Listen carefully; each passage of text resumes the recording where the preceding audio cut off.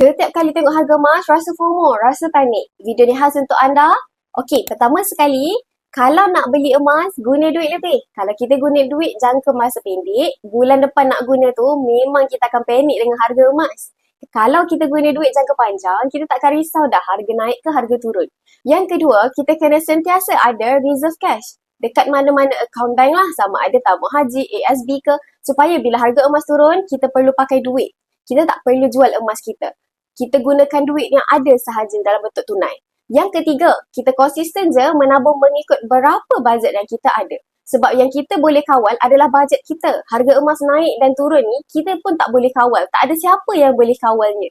Jadi kalau nak simpan emas dengan cara yang paling mudah dan murah, boleh bermula melalui akaun emas Gap bersama Public Gold. Walaupun bermula dengan 1 gram dulu, nanti konsisten je menabung. Akan dapat gram emas yang besar. So, tuan-puan boleh rujuk pin video saya untuk mula langkah daftar akaun emas secara percuma sahaja dengan Public Gold.